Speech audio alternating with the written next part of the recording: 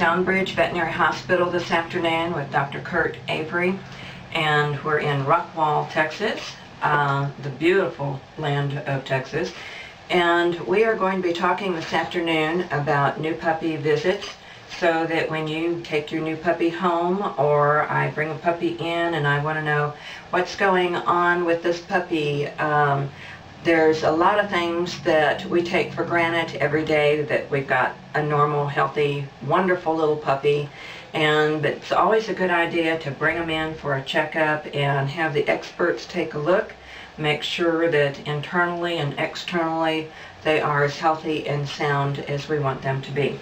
Dr. Avery, when you're doing your check on the puppies, what are the things that you look for in a healthy, sound puppy? Yeah, there's actually a lot that kind of goes into that first puppy exam, and it is certainly as critical to get these guys in. Usually we like to see them in that 6-week range, and a lot of times we don't personally start vaccines at that time. There's a kind of an immunological, kind of a medical reason for that, and we can talk about that, but it's still a great time to try and identify any potential anomalies that they might have. And it's a good point, because as you know, the number of puppies that are born all the time that essentially don't have any problems, obviously there's a lot of them. At the same time, if we can catch those guys with problems early on, then we're much better off.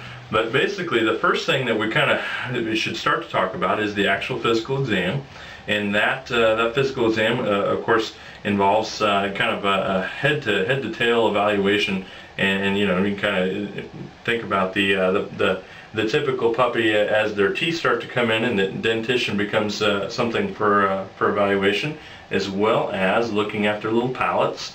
You know, some birth defects or congenital anomalies, as we know them, will actually have issues with the palate there. And basically looking in the eyes and the ears, and evaluating for respiratory infection, and even young puppies can get ear infections, or typically not your normal allergy type infections we see in older dogs, but they can still have little ear infections or even ear mites. Far less common in the dog than in the cat. That's certainly possible. As we kind of move back, of course, we're checking them for hydration, and that's just more of a health status thing, and even just general weakness or malaise. You know, the small and tiny breeds of dogs can often have problems with their blood sugar and keeping their blood sugar regulated, and so that can be a problem as well. As we kind of move our way back, always we'll take a listen to their heart and lungs, and that goes back to wanting to maybe check them over for respiratory disease. Maybe that deep voice with holding during the talk there is not so helpful. We get a little shaky pup. Checking for respiratory disease, both upper respiratory, so evaluating for discharges in the eyes and in the nose, and of course listening to those lungs. But listening, it kind of gives us a great opportunity to evaluate them for heart murmurs.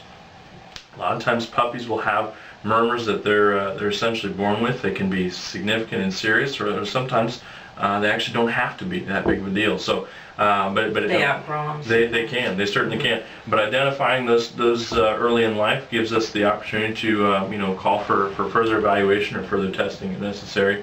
All the way back, of course, checking their palpating their little tummies and feeling all their little joints. And there's not, you know, some things that don't necessarily show up until they're a little bit older, but that first exam is critical. So very good. And when you're looking at the joints and the legs, now do you look at different things in different breeds when Absolutely. They're this young? Absolutely. And we won't necessarily get into the true specifics of that, but you're absolutely right. There are certainly different what we call congenital anomalies that different breeds are born with, and those are you know, those are things specific to each breed as the, you know, kind of a higher likelihood. Some dogs are more prone to different types of heart diseases.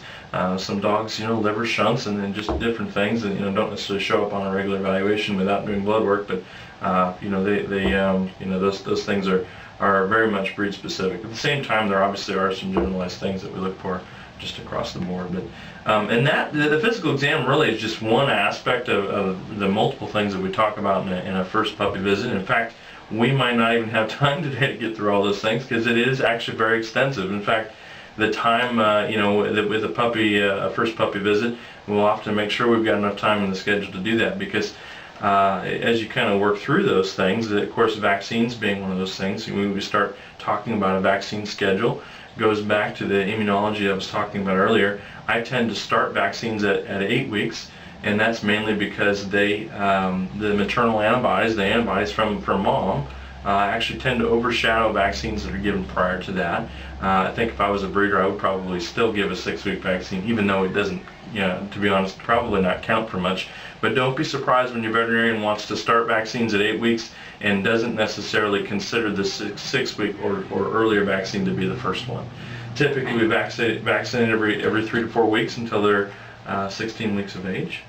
And is there a reason why the timing is so important on those vaccines? The timing, it essentially gives a big part of that is identifying that window by which they are coming off their maternal antibodies.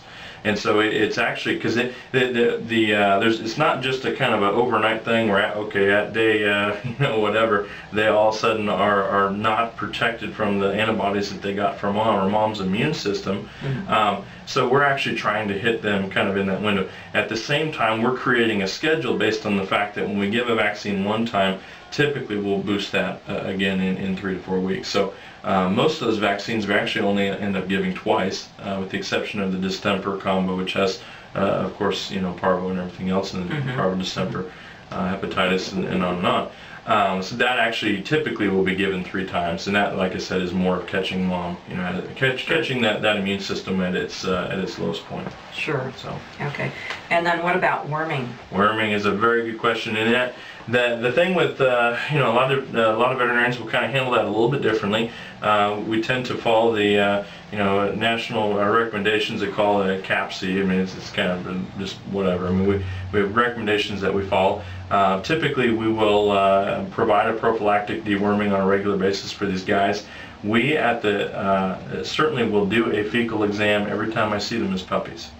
And that to me is critical, because as these puppies are coming, as the parasites are potentially coming in and out of their life cycles, oftentimes we will see a single parasite or none at that first time, and then as kind of time unfolds, we'll identify parasites that were never part of the equation early on. Mm-hmm. And they can be totally different, and they can be parasites that you think should have been caught by your prophylactic dewormers, and they might not be. So. And it depends on what part of the country you're in. It certainly does. I mean, depending on there certainly are different geographic areas in the country where we will see higher levels of certain parasites. But the thing I think probably a critical aspect of that to really understand is that when puppies are born and kind of going through the whelping process, nature has done a really good job of figuring out how to pass those parasites on to the offspring. Typically they're encysted in maternal tissues, and they're passed either, depending on the parasite, they're passed either in the milk or across the placenta, or certainly they're just out in mom's stool at the time when she's having those puppies. Mm-hmm. So there's a pretty high likelihood of a dog having parasites. Not something to be alarmed about. It's very much treatable. Certainly those parasites can get them quite sick, but typically it's something they respond quite well to. You just wouldn't want to let them go. Absolutely not. Mm-hmm. Absolutely not. Mm-hmm. And also for the environment, and of course if you have children, I mean the stakes are raised there. Just having those parasites in and around your other pets or family members is certainly a concern. Mm-hmm. Okay. So. And can little puppies be carriers as well for certain parasites that mothers are not? I mean, or does it have to come through the mother as well? It doesn't have to come through mom, but if you think about their little weakened immune system, they're pretty sensitive. Mm-hmm. And there's a potential that they can actually have parasites or have received parasites that they're not from mom. Okay. So. Very good. Appreciate it, and as always, we enjoy doing the videos here in Rockwall with Dr. Kurt Avery. And if you have a question that you would like to ask, be sure and email me or visit our website at www.chihuahuaswelove.com, and the "we" has a double E. And anytime that you're in Rockwall, be sure and stop by and visit